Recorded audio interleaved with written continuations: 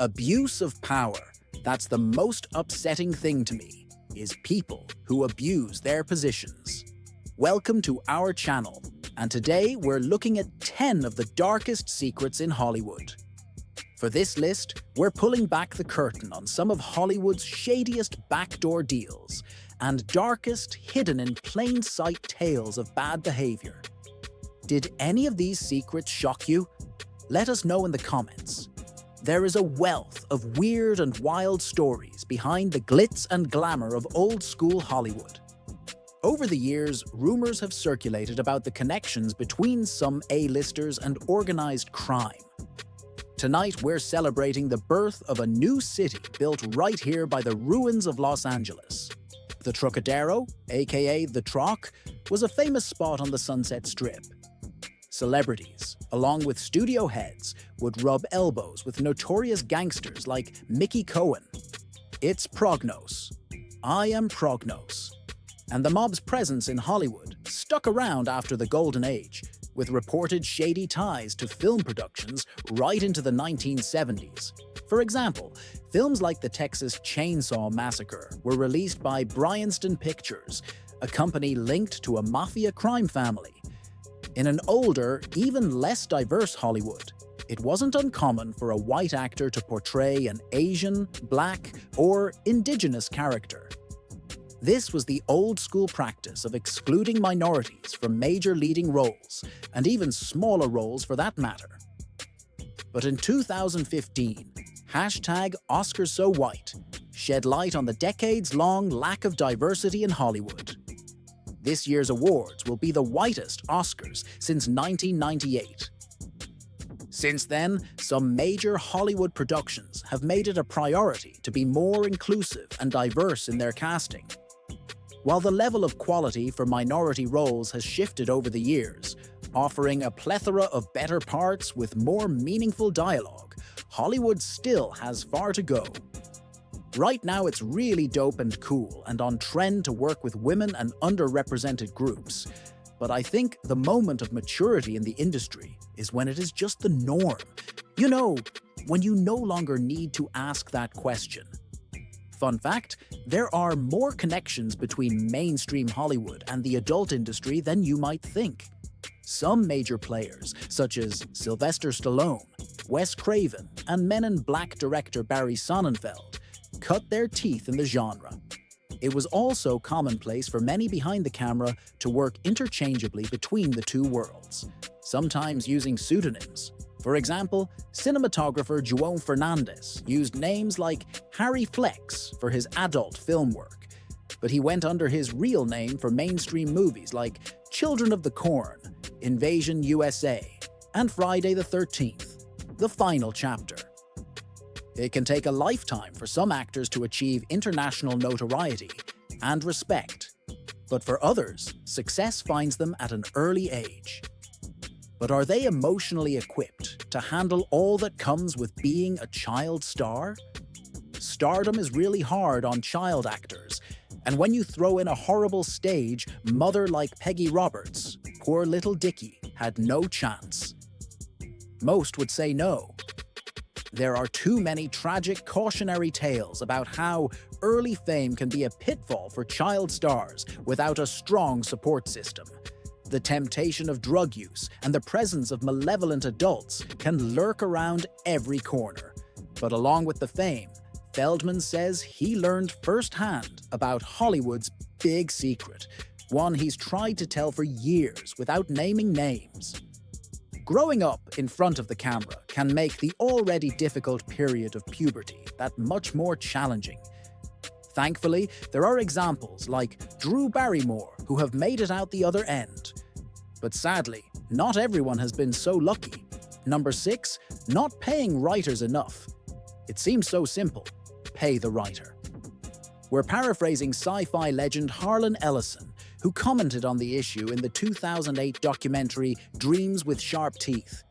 Are they any less the media whore than I? I think not. They just haven't. Nobody's offered to buy their soul. I sell my soul, but at the highest rates. The highest rates. I don't take a piss without getting paid for it. He laments the plight of writers whose work is devalued and who have to scratch, claw, and scream to get paid what their work is worth by the Hollywood system. It's been so bad in the past that Hollywood screenwriters have gone on strike. We could see an immediate dramatic impact on television.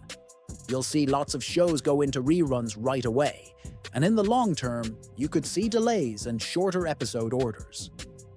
Other examples of dissatisfaction include The Passion of the Christ screenwriter Benedict Fitzgerald, suing director Mel Gibson and his production company, claiming fraud, breach of contract, and unjust enrichment. But it isn't just writers. There continues to be a significant wage gap between male and female actors for the same work. Because we need to talk about it. On average, women are paid 21% less than men. We can ask for the same exact thing that men do. Just like humans, animal actors are deserving of protection and safety while on set. Unfortunately, it hasn't always been this way in Hollywood. There have been animal abuse controversies as recently as 2017, with allegations against the production of A Dog's Purpose, though it was later reported that the video in question was edited. What was your experience with the animals on the set? My experience is that the animals were treated great. There was no animal abuse on this set. Regardless, the legacy of mistreatment tragically goes back much farther. Productions like 1925's Ben-Hur and many old-school westerns featured horrifying horse falls, and the horror classic Friday the 13th actually killed a snake on camera. It's a controversial history of very real sacrifice, all for the sake of cinema. Kill it. I can't get it till it comes out. Well, call him. How do you call a snake? The movie industry is a visual medium, and that presents an intense set of challenges for everyone who chooses to live a life in front of the camera. We can't legally ask you to do that. We didn't say, lose weight. I might say, tighten. Tight. A little tighter, just like toned and smaller. Unfortunately, the pressure of appearance can be all-consuming, especially for those just entering the business seeking to make their mark. This pressure is unfairly slanted at female actors who have to contend with societal standards of beauty. I didn't think anything was wrong with my body until I was in an industry that rewards and praises people for having a smaller waist than I will ever have. There are also unrealistic expectations placed upon them by casting directors, agents, and producers. As a result, many performers have struggled with eating disorders, damaging their health and bodies in order to look good for a movie or on the red carpet. I fluctuate a lot with my weight, and I remember this night specifically. I didn't feel good about my body. So what was really amazing was that I actually got a chance to work on the dress that fit my body. It's a discussion that's all too often swept under the rug. The movie-making process is a collaborative process, requiring the collective effort of so many people to bring it all together. And oftentimes, the jobs of all these people may hinge upon the performance or name recognition of a single celebrity. That's a lot of pressure for even the healthiest person. But what about for someone struggling with substance issues? Just come on, Albie, come on. Do your body a favor. Try it. Come on. Yeah, come on. Try it. Hollywood has been guilty of feeding the addictions of some of its brightest stars, including comedy legend John Belushi. His 1980 hit, The Blues Brothers, reportedly had the price of cocaine built into its budget. It's the sort of truth stranger than fiction tale that could only be rumored in Hollywood. 2. Fixers. It may seem like an impossible task in today's hyper-connected world, but there was once a time when Hollywood stars were able to keep their secrets, well, secret. Who have I named names? If I tell the truth, I don't think you'll do that, Mr. Whitlock. And if they couldn't? Well, that was where a fixer would come in. The life of Hollywood fixer Eddie Mannix served as partial inspiration for the 2016 Coen Brothers film Hail Caesar. Mannix would do just about anything to protect his clients' public reputations, but the story of Eddie Mannix, who do we call first, will never end. New York first. Time to check in with Mr. Skank. For his is a tale written by Eddie Mannix, light everlasting. His role at MGM involved everything from consorting with organized crime, destroying evidence, and hiding or otherwise fixing unplanned pregnancies. Today, some celebrities like Mark Wahlberg may seek pardoning for their dark or violent pasts. I was basically a follower instead of a leader, and I needed to change my ways. And going back into the community and still living in that neighborhood and having to go to the train station every day and pass.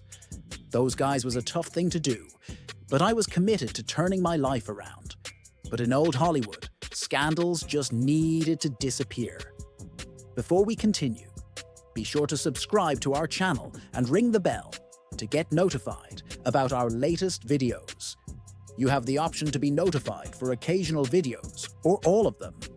If you're on your phone, make sure you go into your settings and switch on notifications. Number 1. The casting couch. Harvey Weinstein's reprehensible crimes were exposed, but the actual history of the casting couch predates the disgraced former Miramax founder by many, many years. That little bitch didn't waste any time, did he? And today's your lucky day, we're holding auditions. Really? How far back exactly? So far back that one of the first stag films from 1924 uses it as a plot device. The late 2000s and 10s gave rise to the Me Too movement. It's just one of the worst crimes, I think, to abuse your influence and power in a negative way. And it's exciting to think of our culture changing in its high time. Me Too encouraged victims, overwhelmingly but not exclusively female, to speak out against the twisted practices of too many in the industry, exploiting those searching for an opportunity. And it turned out that the director who went on to make the film and who I was auditioning for used to show that video late at night to interested parties at his house. And although the casting couch euphemism is abhorrent and the actual act is illegal, its legacy in the Hollywood system might never truly go away. Do you agree with our picks? And be sure to subscribe and ring the bell to be notified about our latest videos.